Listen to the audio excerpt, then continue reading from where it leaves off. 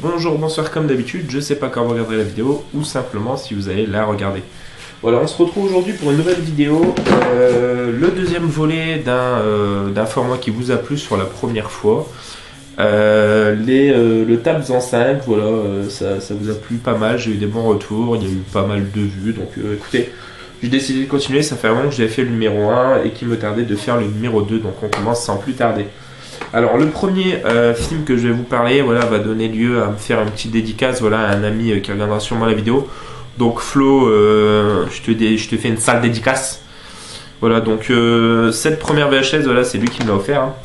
Donc c'est le film Serial Killers, donc je vous mets la bonne annonce comme. Appréhender deux prisonniers évadés, Odessa et Kyle James. Les assassins Kyle et Odessa James se sont évadés dans la pluie et le vent. Et ils sont parmi nous. Mon frère se trouvait à la porte de ma chambre. Tu crois qu'ils viendront par ici, Jamie? Si ces deux-là ont un peu de jugeote, le Mexique est leur meilleure destination. Et de monstres. Assassins. D'habitude. Donc voilà, Serial Killers, édité chez Metropolitan Home Video.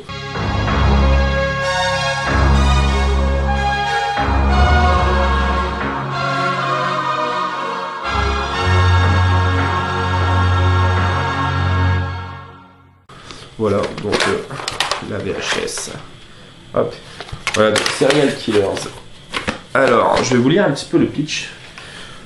Donc, condamnés à mort pour le meurtre sauvage de leurs parents, les frères James se sont échappés de la prison de San Quentin. Activement recherchés par la police, ils s'introduisent de nuit chez ce qu'ils pensent être une typique famille américaine, mais leurs otages, les époux réels et leurs deux filles, ne tardent pas à révéler de bien étranges penchants, sans parler du sous-sol qui semble abriter quelques indicibles horreurs. Se pourrait-il que les frères James, les deux plus redoutables serial killers que le pays ait engendré, ne revoient jamais plus la lueur du jour? Voilà, donc c'est un film de Mike Mendes de 1996, donc comme j'ai dit qui était édité chez Metropolitan Home Video pour la VHS. Voilà, c'est un croisement entre Tueur né, donc Natural Born Killers de Oliver Stone, avec Woody Harrelson entre autres qui est un chef-d'œuvre, et Une nuit en enfer, voilà, de Robert Rodriguez avec bien évidemment George Clooney, Quentin Tarantino entre autres.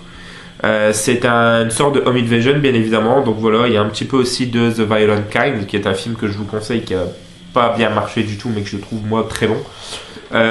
Donc voilà, c'est une sorte comme je disais de home invasion croisé aussi un petit peu avec de l'horreur, voilà, par rapport à ce qui se trouve dans la cave chez les personnes, donc ça fait un petit peu penser là-dessus au sous-sol de la peur de Wes Craven par exemple. Voilà, donc à pas mal de moments du film on ressent l'influence marquée des films de John Waters, voilà, le côté esthétique et le côté violent. Au casting on retrouve des acteurs comme Dave Larsen, David Gunn et Damian Hofer, donc pas très connus. Donc voilà, la catchphrase, les frères James, les pires tueurs en série que l'Amérique a engendré, mais il y a pire encore. Voilà, la VHS je trouve très stylé et le film, voilà, il a l'air très très barré quand même. Donc autre nom du film, Killers je crois, et Real Killers il me semble. Donc voilà pour le premier. Ensuite, pour la seconde, là on part sur un film tout de suite nettement plus connu. Donc ce n'est autre que ça. Voilà, donc Il est revenu ou encore It, l'adaptation du roman de Stephen King. Donc pareil, je mets la petite bande-annonce. Elle a avoir vu quelque chose. C'était pas un clown au début, c'était un loup-garou. Moi j'ai pas vu le loup-garou, c'était juste un clown. Oui, c'est peut-être une espèce d'esprit malin qui peut lire dans nos pensées et qui peut prendre la forme de ce qui nous fait le plus peur. Mon père dit qu'il ne sait pas de quand date celle-là. Il dit que c'est probablement du début ou du milieu du XVIIIe siècle quand Derry était encore une ville de bûcherons. Attends. Gripsou le clown. Il y a 200 ans, il était déjà là. Donc cette VHS est éditée chez Warner Home Video.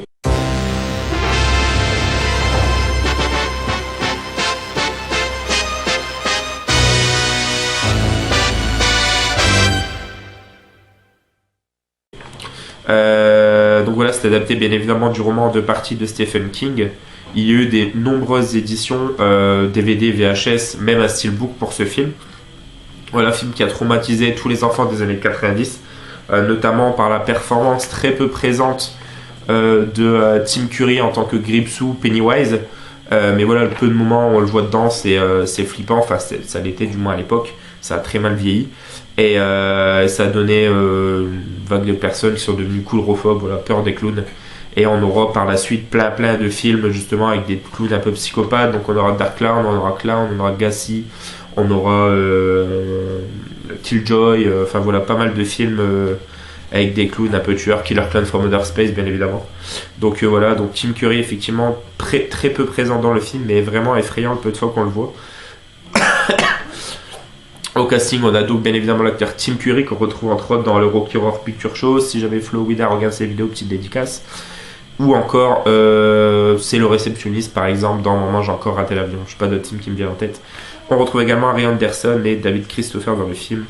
Voilà, donc bien évidemment à savoir sur le film qu'il y a eu un reboot qui a été fait en 2017 par Muschietti, je crois, Alexandra Muschietti, je sais plus le nom exactement. Voilà, qui est vraiment très bon. On retrouve entre autres Finn Wolfhard qui est un des acteurs de Stranger Things présent dans le film. Donc voilà, ça de Stephen King, bien évidemment, cultissime et indispensable des adaptations de Stephen King et du cinéma d'horreur en général.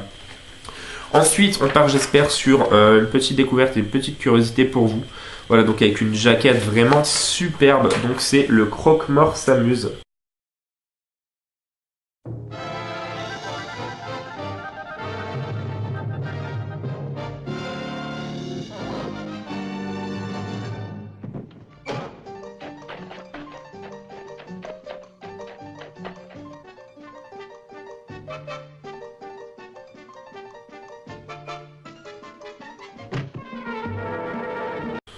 Voilà, donc on peut apercevoir ici Vincent Price. Voilà, donc vraiment jaquette super jolie. Donc là c'est édité chez Régie Cassette Vidéo.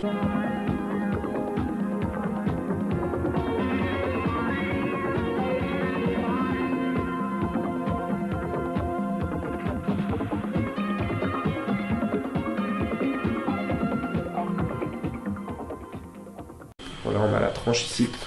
Et on a le verso. Donc voilà, donc je vais vous lire le résumé. Donc, une petite ville des États-Unis en 1890, une société de pompes funèbres. Son président âgé de 92 ans est complètement gâteux. Son gendre voudrait bien être seul. Sa spécialité assurait le développement de l'affaire en aidant les clients à mourir plus vite, pour bénéficier d'un bel enterrement. Jusqu'au jour où un client plus difficile que les autres va passer de gros problèmes au croque-mort. Un film d'humour noir. Donc voilà, c'est un film de 1963 réalisé par Jacques Tourneur, réalisateur français. Voilà, le titre original c'est The Comedy of Terror. Donc voilà, au casting on retrouve donc Vincent Price, Boris Karloff et Peter Lorre, trois figures emblématiques du cinéma de genre de ces années-là justement. Et on retrouve notamment donc ces acteurs au casting d'une adaptation de Edgar Allan Poe qui est Le Corbeau, si je dis pas de bêtises. Et voilà, donc c'est une comédie très satirique, a vraiment un bon humour noir. Et à savoir que ce film a bénéficié d'un remake donc je sais plus en quelle année, de John Landis, voilà, dont on parlera prochainement dans la vidéo, qui a été un flop total, donc voilà, qui s'appelait Cadavre à l'appel. Donc voilà, donc une très belle VHS une fois de plus. Le croque-mort s'amuse. Voilà, Régie Cassette Vidéo. Donc genre vraiment de jaquette qui était sublime pour l'époque. Ce film a connu sortie DVD, alors je crois qu'il y a le croque-mort s'amuse comme titre. Et le croque-mort, je l'ai pas noté le deuxième. Il y a un deuxième titre, j'ai vu, il y a The Comedy of Terror et le croque-mort sans mêle, je crois. Le croque-mort sans mêle. Donc voilà, si jamais le cœur vous dit de découvrir ce film, je vous invite à le voir.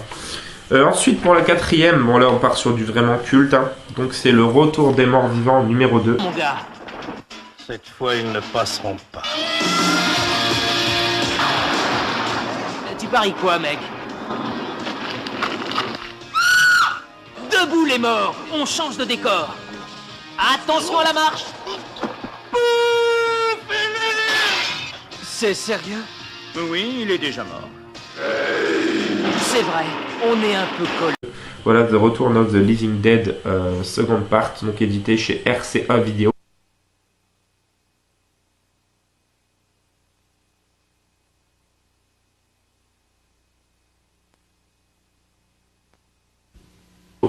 Partenariat avec Gaumont.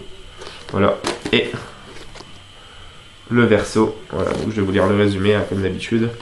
Donc, petit chef-d'œuvre d'humour macabre. Que faire des morts vivants hors de combat si ce n'est les enfermer dans des fûts métalliques et les ranger dans un entrepôt? C'est ainsi que l'armée s'est débarrassée d'un problème épineux dans le Kentucky à la fin des années 60. 20 ans après, c'est l'accident stupide. Une fuite accidentelle se produit et les cadavres reprennent vie. Les morts vivants en folie se précipitent sur les humains pour dévorer leur cerveau. Voilà, donc c'est bien évidemment la suite du premier Retour des morts vivants. Ce film est de Ken Winderhorn de 1987. C'est un film qui moque et qui une critique ouverte de l'armée et des membres de l'État, du gouvernement en général. Voilà, il y a notamment une scène dans le film où des militaires abandonnent un camarade blessé et ils s'en vont en jeep, par exemple. Ou encore à la fin du film, voilà, il y a l'armée qui intervient à la fin de la bataille, en fait, elle arrive au mauvais moment, au dernier moment. Donc voilà, on retrouve au casting James Karen, Tom Matthews, qui étaient tous les deux présents dans le premier film, voilà, anecdote sympa à savoir. Et on retrouve aussi Michael Caine Worthy. Donc ben voilà pour le retour des morts vivants numéro 2. Et la VHS à l'intérieur. Voilà, donc ça c'est pour le retour des morts vivants 2. Et enfin, le dernier, pareil, on finit avec du très culte et une sublime jaquette. Donc ça n'est autre que le Loup-garou de Londres.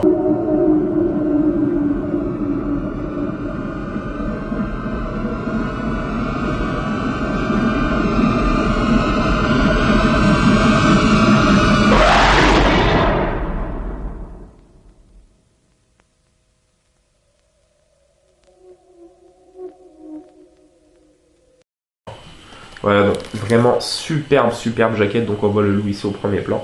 On voit Big Ben et le palais royal Buckingham, je pense, anglais. Voilà, et le titre. Voilà, donc film de John Landis. Voilà, c'est une couverture de l'artiste français Melky, hein, qui a entre autres fait pas mal de couvertures aussi hors série, par exemple pour des magazines comme Mad Movies.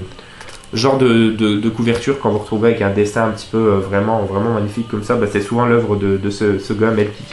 Donc voilà, donc David et Jack, deux jeunes américains en vacances, s'égarent dans une région déserte de l'Angleterre. Au peuple d'un village, les habitants semblent sous le coup d'une malédiction locale. Sur la lande, les adolescents sont attaqués par une bête inconnue. David se réveille à l'hôpital et apprend que son ami Jack est mort. Il est hébergé par son infirmière Alex et soudain il se rend compte qu'il est devenu malgré lui un loup-garou. Commence alors un voyage jusqu'au bout de l'horreur. Donc voilà, chef-d'œuvre de John Landis, film très culte. Je vous disais, précédemment on parlait de John Landis, donc voilà. Donc titre original, c'est An American Werewolf in London, film de 1981. Celle-ci est éditée chez Terror Home Video, voilà, qui fait vraiment, vous avez toujours de très belles jaquettes. Voilà, ce film a été un très gros succès aux États-Unis, en France également. Il a notamment eu le Grand Prix à Voriaz, alors je sais plus, c'est en 88 peut-être, je m'en rappelle plus. Le film est de 81, donc peut-être Grand Prix d'Avoriaz 82 plutôt, ça me paraît logique. Toutes les chansons de la BO contiennent le mot Moon, donc lune, à savoir, voilà, et par exemple Moon Dance de Van Morrison, ou encore Bad Moon Rising, je crois, de Claire Dance Water Revival. Voilà, au casting, on a David Naughton, Jenny Agutter, encore Griffin Dunne, mais de base, les studios voulaient la présence de Dan Aykroyd dans le rôle de David. Alors Dan Aykroyd, si je dis pas de bêtises, non j'ai un doute, je sais plus, donc oui, j'ai pas fait de recherche. Et John Bellucci dans le rôle de Jack, voilà, mais John Landis a refusé et préféré deux acteurs un peu moins connus et des têtes qui lui parlaient plus. À savoir que suite à ce film, Michael Jackson a appelé John Landis pour réaliser le clip de Thriller parce qu'elle a beaucoup aimé l'esthétique du loup-garou et du film en général, donc ce qui donnera lieu à ce chef-d'œuvre de clip de toute manière. Et donc voilà, à savoir qu'il y a une suite également française qui est le Loup-garou de Paris, qui est beaucoup moins bonne mais qui reste sympathique quand même. Donc voilà, le Loup-garou de Londres et la VHS à l'intérieur, donc de Terror Home Video. Ouais les amis, c'est tout pour ce second volet de Tabs en 5. J'espère que ça vous aura plu. Je sais pas si vous avez pu voir en fond, mais c'est quelques bribes de concerts d'un groupe que j'aime énormément qui est Arctic Monkeys. Donc voilà, on se retrouve très prochainement pour une nouvelle vidéo. Joyeux anniv les amis, ciao ciao.